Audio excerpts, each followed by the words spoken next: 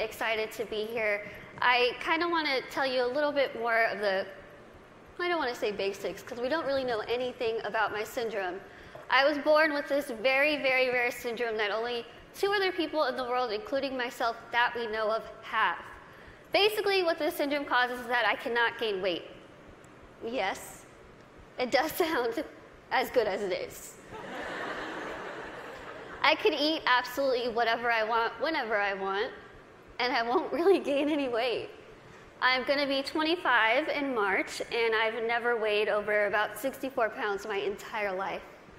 When I was in college, I hid, well, I didn't hide, everyone knew it was there, but it was a giant tub of Twinkies, donuts, chips, Skittles, and my roommate would say, I could hear you at 12:30 reaching under your bed to get food.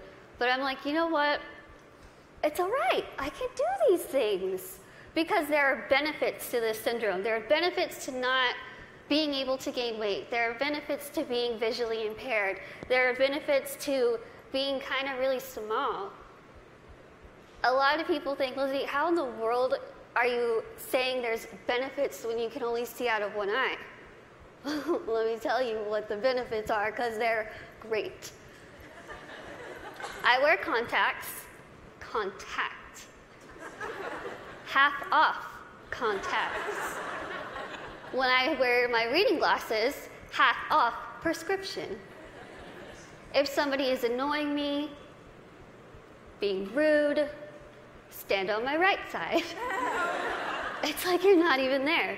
I don't even know you're standing there. Right now, if I stand like this, I have no clue that there's this whole side of the room. Also, being small, I am very willing to volunteer myself to go to Weight Watchers, go to some gym and say, hi, I'm Lizzie. I will be your poster child. Put my face on whatever you need and I will say, hi, I use this program. Look how well it worked. Even though there are really amazing things that have come from this syndrome, there are also things that have been very, very difficult, as you can imagine. Growing up, I was raised 150% normally. When I was my parents' first child, and when I was born, the doctors told my mom, your daughter has no amniotic fluid around her at all. So when I was born, it was a miracle that I came out screaming. The doctors told my parents, we just want to warn you, expect your daughter to never be able to talk, walk, crawl, think, or do anything by herself. Now, as first-time parents, you could think that my parents would say, oh no, why? Why are we getting our first child to have all these unknown problems? That's not what they did.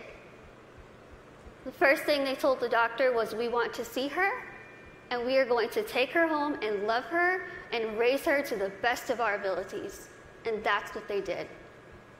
I credit pretty much everything that I've done in my life to my parents. My dad is here with me today, and my mom is at home watching. Hi, Mom. She's recovering from a surgery, and she has been the glue that's held our family together and giving me the strength to see that she's going through so much, but she has this fighting spirit that she's instilled in me, that I have so proudly been able to stand in front of people and say, you know what, I've had a really difficult life, but that's okay. That's okay. Things have been scary, things have been tough. One of the biggest things that I had to deal with growing up was something that I'm pretty sure every single one of us in this room has dealt with before. Can you guess what that is? Starts with a B. Can you guys guess it? Boys. Bullying. I know what y'all are thinking. I should have come. Why couldn't I sit here with them?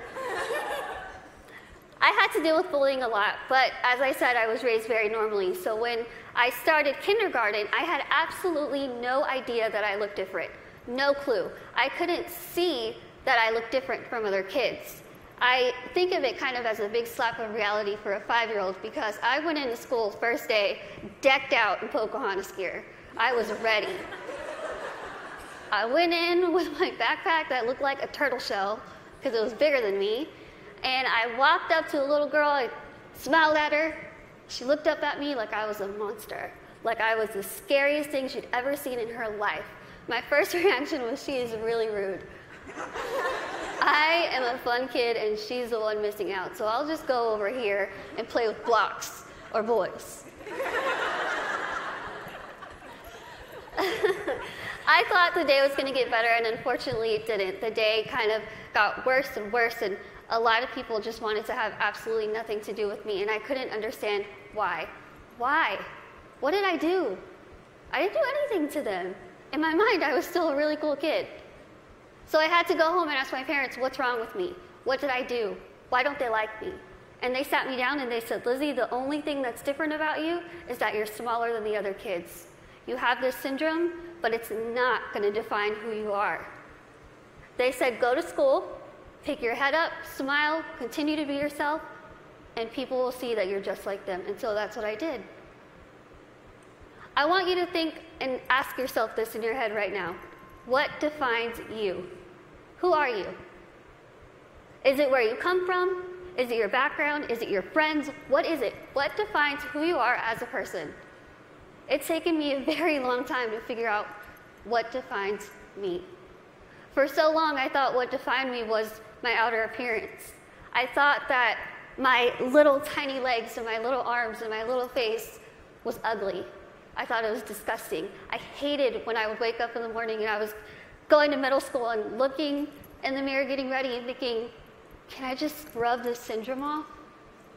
It would make my life so much easier if I could just scrub it off. I could look like the other kids. I wouldn't have to buy clothes that had Dora the Explorer on it. I wouldn't have to buy stuff that was bedazzled when I was trying to be like the cool kids. I would wish and pray and hope and do whatever I could to pray that I would wake up in the morning and I would be different and I wouldn't have to deal with these struggles. It's what I wanted every single day, and every single day I was disappointed. I have an amazing, amazing support system around me who never pity me, who are there to pick me up if I'm sad, who are there to laugh with me during the good times, and they taught me that even though I have this syndrome, even though things are hard, I can't let that define me.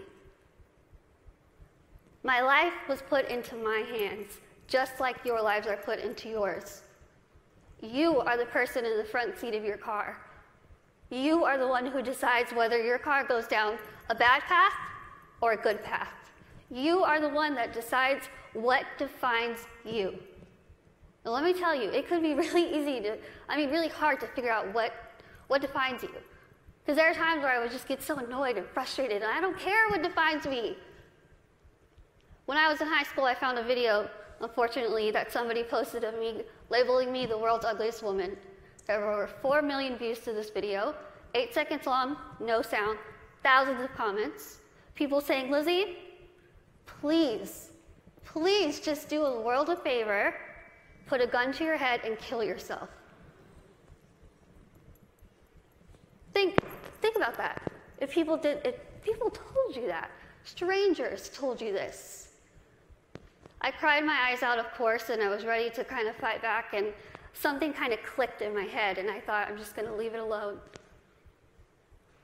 I kind of started realizing that my life is in my hands. I could either choose to make this really good, or I can choose to make this really bad.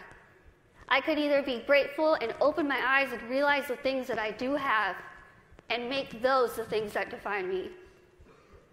I can't see out of one eye, but I can see out of the other. I might get sick a lot, but I have really nice hair. Thanks. You guys are like the best little section right here. I lose my train of thought. Okay, where was I? Hair. Okay, thank you. Okay, so I could either choose to be happy or I could choose to kind of be upset with what I have and still kind of complain about it. But then I started realizing, am I going to let the people who called me a monster define me? Am I going to let the people who said kill it with fire define me? No. I'm going to let my goals and my success and my accomplishments be the things that define me, not my outer appearance, not the fact that I'm visually impaired, not the fact that I have this syndrome that nobody knows what it is. So I told myself I'm going to work my butt off and do whatever I could to make myself better, because in my mind, the best way that I could get back at all those people who made fun of me, who teased me, who called me ugly, who called me a monster, was to make myself better and to show them, you know what? Tell me those negative things, I'm going to turn them around, and I'm going to use them as a ladder to climb up to my goals. That's what I did. I told myself I wanted to be a motivational speaker, I want to write a book, graduate college, have my own family, my own career. 8 years later, I'm standing in front of you, still doing motivational speaking. First thing, I accomplished it. I wanted to write a book. In a couple weeks, I will be submitting the manuscript for my 3rd book.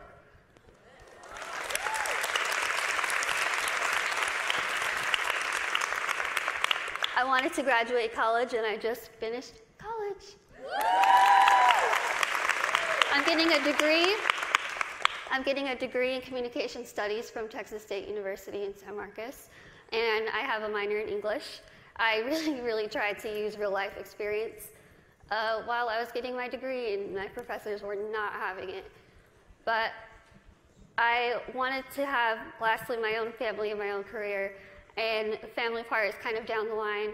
My career part, I feel like I'm really doing well with it, considering the fact that when I decided I wanted to be a motivational speaker, I went home, I sat in front of my laptop, went to Google, typed in how to be a motivational speaker.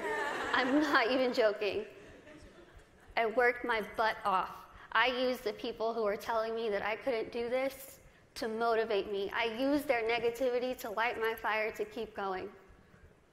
Use that. Use that. Use that negativity that you have in your life to make yourself better, because I guarantee you, you will win. Now, I want to end with asking you again. I want you to leave here and ask yourself what defines you. But remember, brave starts here. Thank you.